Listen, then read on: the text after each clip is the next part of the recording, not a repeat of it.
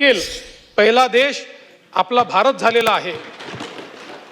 जगातल्या सर्वात मोठ्या अशा अहमदाबाद येथील नरेंद्र मोदी स्टेडियमवर जो अंतिम सामना झाला त्यात भारताने 20 षटकांमध्ये 5 बाद 255 धावांचा विक्रमी डोंगर हा त्या ठिकाणी उभा केला। T20 विश्वचषकाच्या अंतिम सामन्यातला आजपर्यंतचा हा सर्वाधिक स्कोर आहे, हे देखील अत्यंत महत्त्वाचं आहे। आणि भारतीय गोलंदाजाने न्यूझीलंड संघाचा डाव मात्र 159 धावांमध्ये त्या ठिकाणी गुंडाळला। विशेषतः आमच्या फलंदाजांनी अतिशय उत्कृष्ट कामगिरी केली। संजू सॅमसन ज्यांनी गेले 3ही सामने भारताला विजयाकडे नेलं, त्यांनी 46 चेंडूत 89 धावा या ठिकाणी काढून संघाला भक्कम पाया दिला। अभिषेक शर्मा यांनी फास्टेस्ट 50 त्या ठिकाणी करत 21 चेंडूत 52 धावा त्या ठिकाणी काढल्या। ईशान किशन यांनी 25 चेंडूत 54 धावा या ठिकाणी काढल्या आणि एक अतिशय जलद अशा प्रकारचं अर्धशतक केलं। आणि थोडं माझ्याकरता शिल्लक ठेवा, सगळ्या याच्यात मध्ये बोललंच पाहिजे असं नाही। हा, तिलक वर्मा यांनी देखील, शिवम दुबे यांनी देखील आपल्या संघाच्या धावसंख्येत महत्त्वाची भर पाडली। गोलंदाजांनीही अतिशय उत्तम योगदान दिलं। जसप्रीत बुमराह यांनी 4 बळी घेत निर्णायक अशा पद्धतीनं या ठिकाणी बॉलिंग केली आणि विशेषतः या संपूर्ण टुर्नामेंटमध्ये सर्वाधिक इकॉनॉमिक बॉलर म्हणून त्यांनी कमीत कमी धावा देत भारतीय संघाला त्या ठिकाणी जिंकवलं। आपल्याला माहिती आहे मुंबईत झालेल्या सेमीफायनलमध्येही त्यांचाच ओव्हर हा निर्णायक ठरला आणि ज्यावेळी अटीतटीची वेळ होती त्यावेळी एक अतिशय चांगला ओव्हर टाकून त्यांनी ती संपूर्ण मॅच बदलण्याचं काम केलं। अक्षर पटेल यांनी देखील 3 बळी घेऊन त्या ठिकाणी संघाला भक्कम आधार दिला आणि म्हणून फलंदाजी आणि गोलंदाजी या दोन्ही क्षेत्रामध्ये भारतीय चमूने अत्यंत उत्तम अशा प्रकारचं काम केलेलं आपण सगळ्यांनी बघितलं। आणि या संपूर्ण टुर्नामेंटमध्ये एका मॅचचा अपवाद वगळता आपली टीम सर्व मॅचेस त्या ठिकाणी जिंकली आणि एक उत्तम कामगिरी आपल्या टीमनी केली। म्हणून आपल्या या विधानसभेच्या माध्यमातून भारतीय टीमचे कर्णधार सूर्यकुमार यादव आणि प्रशिक्षक गौतम गंभीर यांचं देखील मी मनापासून अभिनंदन करतो।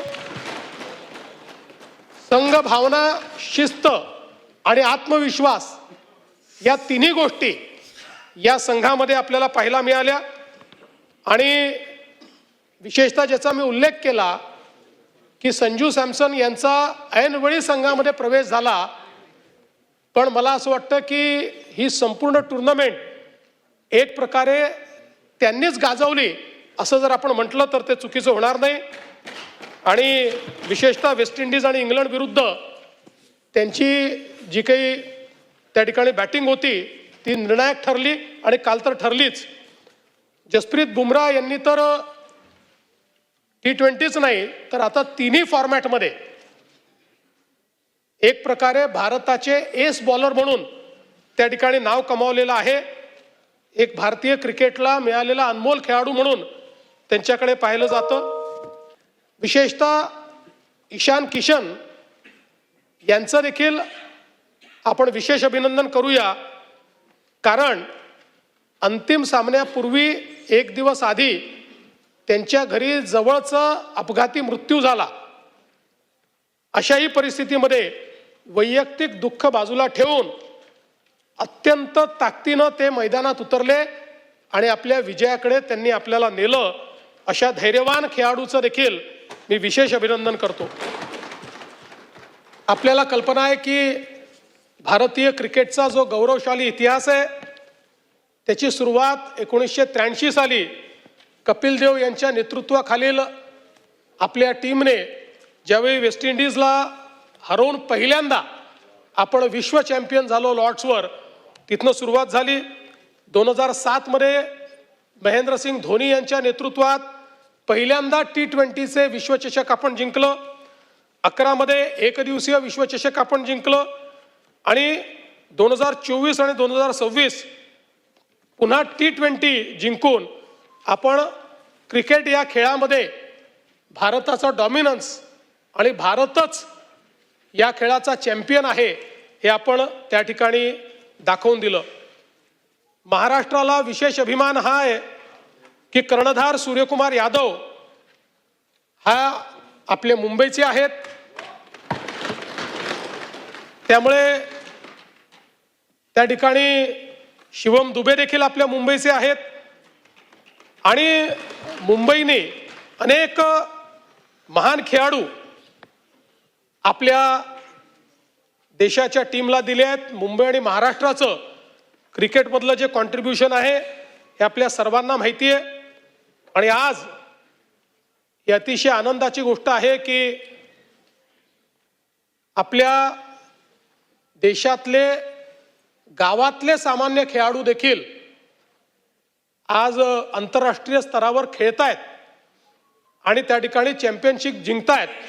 आणि हे सगळ्या खेळाडूंचा जर आपण बॅकग्राऊंड बघितलं तर यातले अनेक लोक अतिशय गरीब अशा अवस्थेतनं आलेले, ज्यांचे आई वडील कुठेही मोठे नाहीत किंवा ज्यांच्याकडे पैसा नाही, असे सगळे खेळाडू आज खेळाचं नाव मोठं करतायत, आपल्या देशाचं नाव मोठं करतायत आणि एक प्रकारे करिअर ऑपॉर्च्युनिटी देखील त्या माध्यमातून मिळते.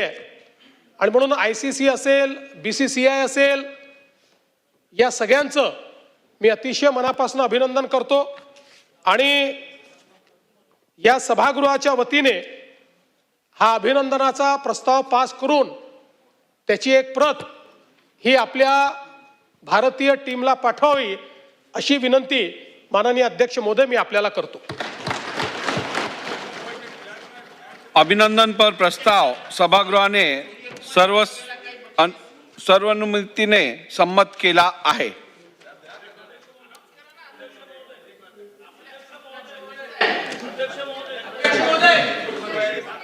बोलिए आबू आसमी जी, बोलिए.